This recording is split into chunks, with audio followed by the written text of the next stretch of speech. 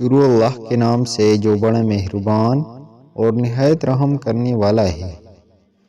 حضرت عمر بن عوف رضی اللہ عنہ جو کہ بنی عامر بن لوئی کے خلیف تھے، سے روایت ہے کہ وہ غزوہ بدر میں رسول اللہ صلی اللہ علیہ وآلہ وسلم کے ساتھ موجود تھے۔ انہوں نے خبر دی کہ رسول اللہ صلی اللہ علیہ وآلہ وسلم نے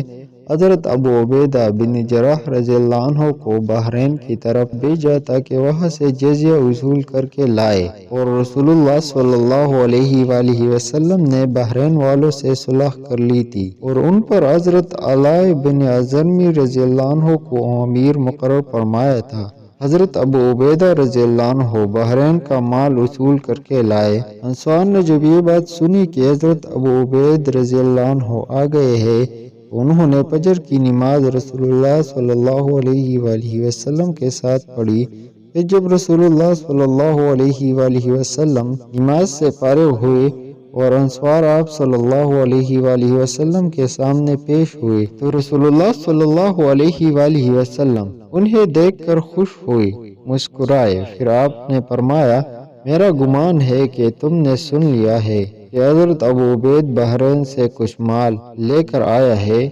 انہوں نے عرض کیا، جی ہاں اے اللہ کے رسول۔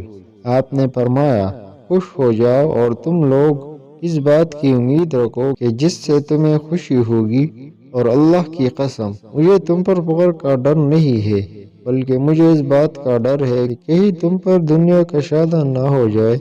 جس طرح کہ تم سے پہلے لوگوں نے حسد کیا اور تم ہلاک ہو جاؤ جیسا کہ تم سے پہلے ہلاک ہوئے۔